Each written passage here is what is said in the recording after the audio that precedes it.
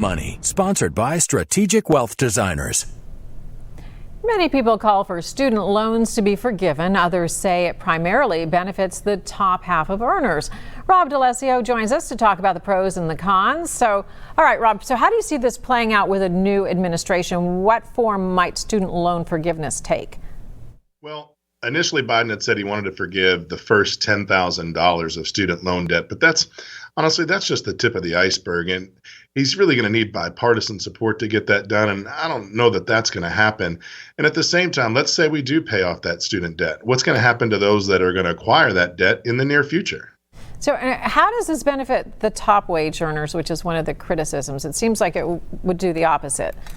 I really don't feel that it does. I mean, granted, it chips away some of their debt, but let's talk about those that, may not have gone to college and acquired that debt, yet they're still clawing every day to make sure that their ends meet. It doesn't sound very fair to them either. Oh, okay, that's a point. And so now also there's the program we talked about last week where maybe you'd be able to get a company match on your 401k, but instead of putting the money in the 401k, you'd really be buying down your student debt. Do you think that's going to go through?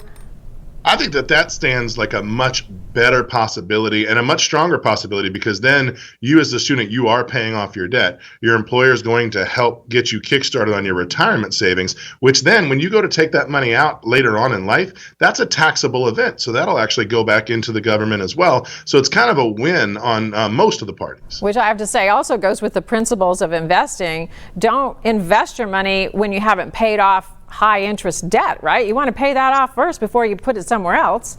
Absolutely. You don't want to pay interest on something when you're not going to earn interest if you're paying interest, is basically the premise. All right. Thanks for joining us. And to learn more about this and other business related news, go to local12.com/community.